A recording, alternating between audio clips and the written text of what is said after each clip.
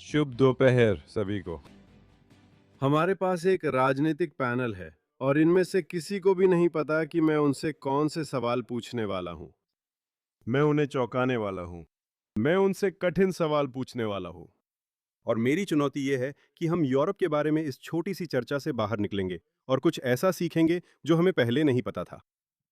तो मेरा पहला सवाल ब्रिटेन के लॉर्ड से है। ब्रिटेन में कई लॉर्ड्स होते हैं, लेकिन ये खास तौर पर बहुत अच्छे लॉर्ड हैं। और मेरा सवाल उनसे ये है, आज कियर स्टारमर यूनाइटेड किंगडम के प्रधानमंत्री ने इस्तीफा दे दिया। जैसा कि आप दर्शकों से सुन सकते हैं, दर्शकों के अनुसार कीर स्टारमर को इजराइल का मित्र नहीं माना गया। उनके कार्यकाल में ब्रिटिश सरकार ने गाजा में इजरायली व्यवहार की काफी आलोचना की थी। इजरायली सरकार वह हमारे द्वारा अन्य जगहों पर की जा रही चीजों की भी आलोचना करते थे और उन्होंने फिलिस्तीन को एक राज्य के रूप में मान्यता दी थी। अब जब एक नया प्रधानमंत्री आ रहा है, क्या इजराइल और यूके के संबंधों में सुधार होगा? मुझसे वर्षों से कई सवाल पूछे गए हैं। मुझे लगता है मैं उस सवाल का संक्षिप्त जवाब दे सकता हूं। नहीं।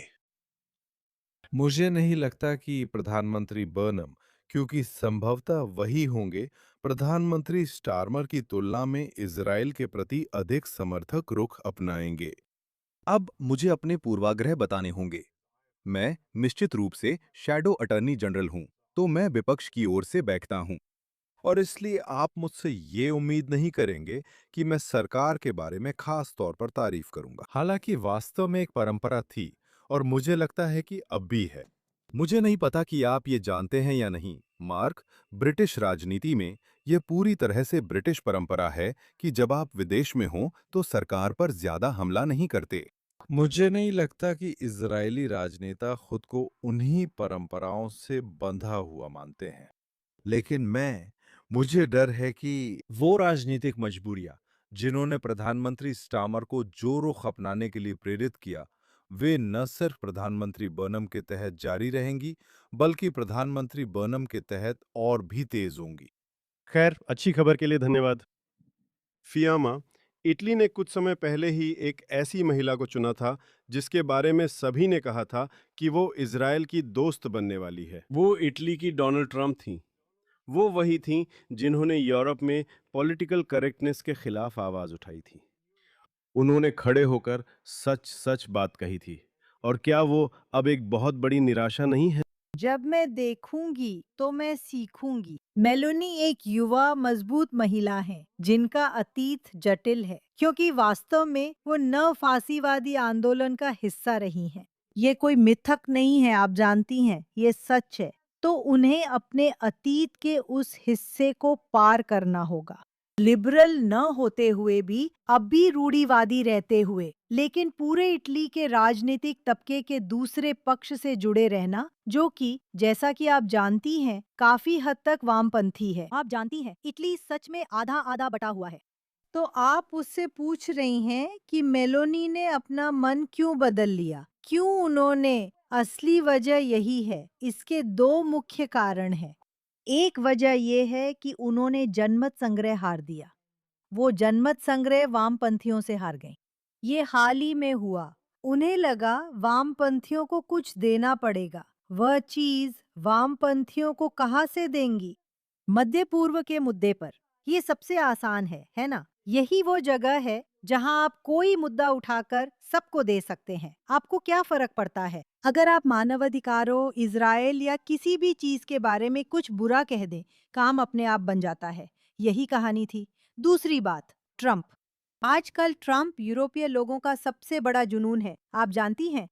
तो उन्हें ट्रंप के प्रति यूरोप के मुख्य रुख के साथ खुद को जोड़ना पड़ा। अब स्थिति और जटिल हो गई और यही वजह है कि अब आप देखती हैं कि जब ट्रंप ने वो कहा जो उन्हें नहीं कहना चाहिए था, तो आखिरकार सब उनके खिलाफ बोल पड़े। वो सच में एक गलती थी जब उन्होंने कहा कि मेलेनी ने उनसे एक तस्वीर के लिए भीख मांगी थी। Photo op. हाँ, एक फोटो ऑप के लिए। मुझे नहीं लगता ये सच है, क्योंकि मैंने उस पल की फुटेज देखी है। उसमें ऐसा कुछ नहीं है। दोनों बस बात करते दिखते हैं। मुझे नहीं पता ये बात कैसे बाहर आई। लेकिन किसी भी हाल में सबसे पहले मेलोनी को यूरोप की नई पहचान के साथ फिर से जुड़ना पड़ा, जो पूरी तरह ट्रंप के खिलाफ थी।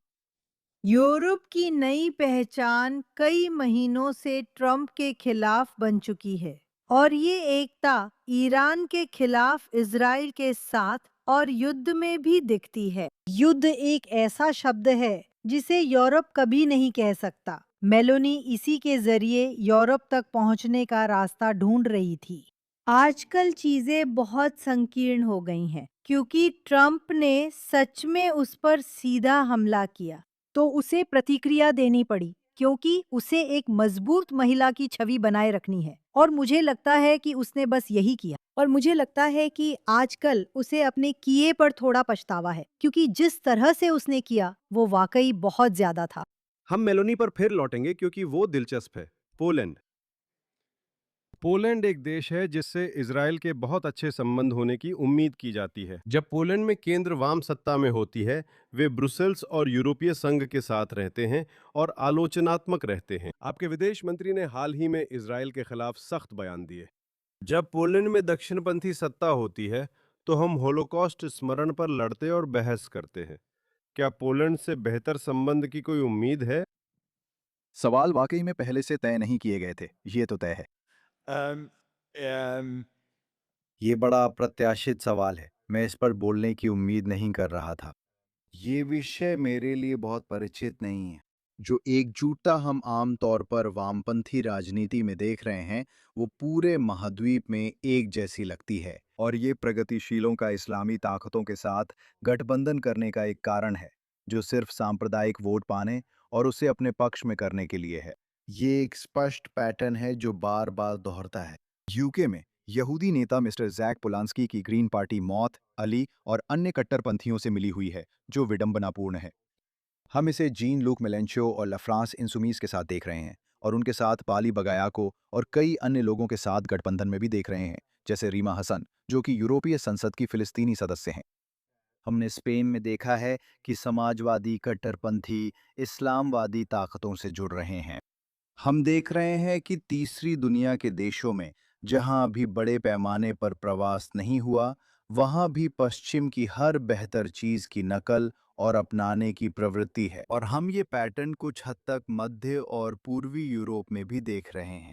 उदाहरण के लिए स्लोवेनिया में हाल तक प्रधानमंत्री कार्यालय के बाहर फिलिस्तीनी झंडा लहरा रहा था, जब तक कि यानिस यान्शा ने 2 हफ्ते पहले पदभार नहीं संभाला, और इससे पहले कि वो पद संभालते, निवर्तमान प्रधानमंत्री ने उसे हटा दिया था।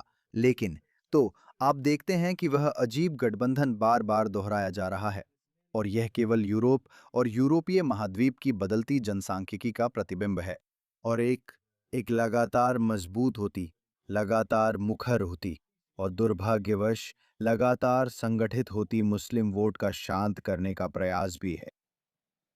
आइए इंग्लैंड की बात करें। वहां भी मुस्लिम वोट कुछ हद तक महत्वपूर्ण है और वहां भी प्रतिक्रिया हुई है। और हमने देखा है कि कंजर्वेटिव पार्टी, जिसका आप प्रतिनिधित्व करते हैं, ब्रिटिश संसद में सबसे बड़ी सेंटर राइट पार्टी है। हालिया सर्वेक्षण और चुनावों में पॉपुलिस्ट राइट आपसे आगे निकल गया है। बीबीसी के कुछ लोग इसे कट्टर दक्षिणपंथ भी कह सकते हैं। एक कंजर्वेटिव के तौर पर पूछना चाहता हूँ, क्या ब्रिटेन में यहूदी लोगों को पॉपुलिस्ट कट्टर दक्षिणपंथ से डरना चाहिए? क्या वहां भी यहूदी विरोधी तत्व है? मुझे लगता है कि यहूदी इतिहास की थोड़ी भी जानकारी रखने वाला कोई भी व्यक्ति यह कहेगा कि राजनीतिक स्पेक्ट्रम में हर जगह यहूदी विरोधी तत्व मौजूद हैं। मुझे लगता है कि यह कहना बिल्कुल बचकाना है कि यहूदी विरोध केवल कट्टर दक्षिणपंथ या कट्टर वामपंथ तक ही सीमित है। ऐतिहासिक रूप से हम कट्टर दक्षिणपंथ को लेकर ज्यादा चिंतित थे।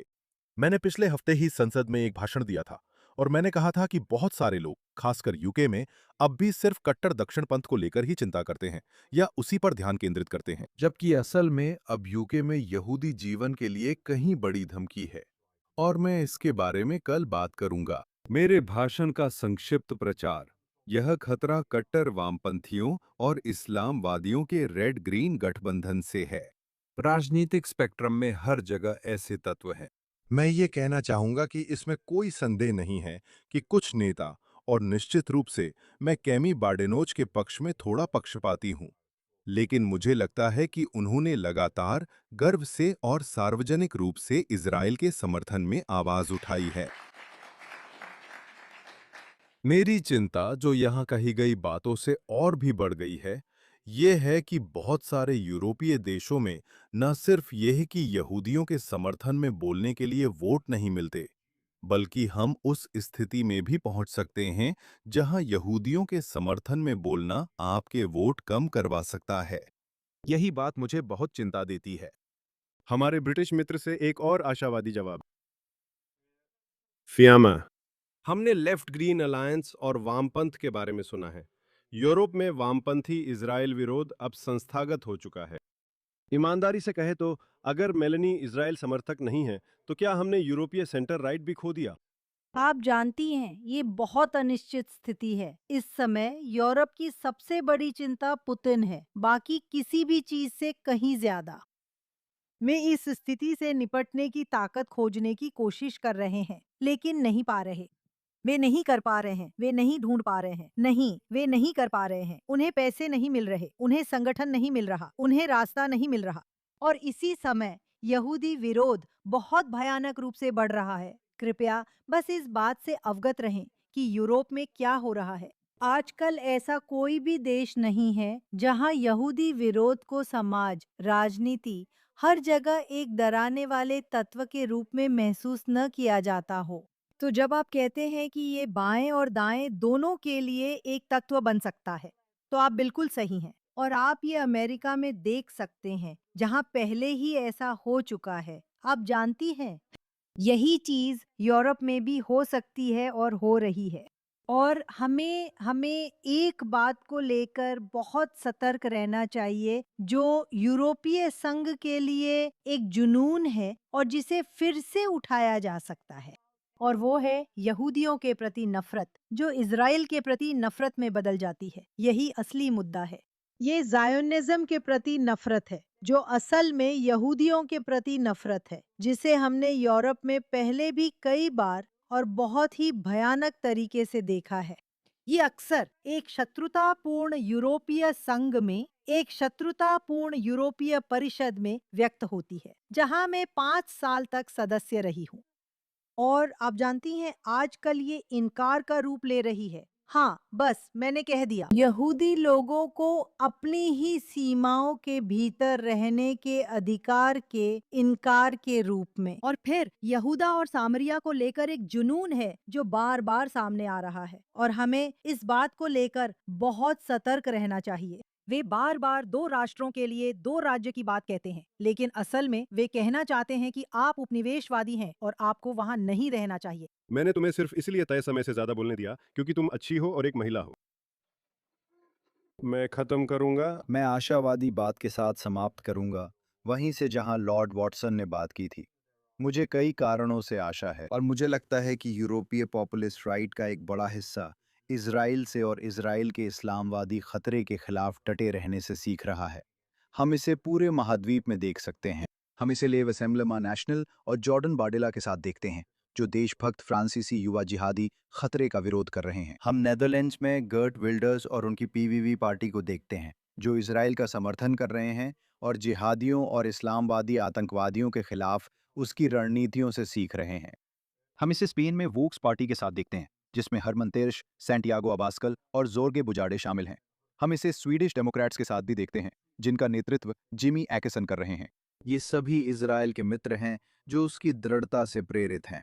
मुझे लगता है यूरोपीय पॉपुलिस्ट राइट में भी इजराइल के लिए कई मित्र हैं। बहुत धन्यवाद स्टीफन। अंत में यही कहना चाहूंगा कि यूरोप यहूदियों के लिए कभी-कभी एक कठिन जगह रहा है। कभी-कभी यह यहूदियों के लिए एक अधिक आनंददायक और स्वागत करने वाली जगह भी रहा है। ये स्पष्ट है कि हम कठिन दौर में हैं, लेकिन ये चीजें चक्रीय होती हैं और ये बेहतर होगा। बस फर्क इतना है कि इसमें कितना समय लगेगा। मैं हम सभी का धन्यवाद करता हूँ।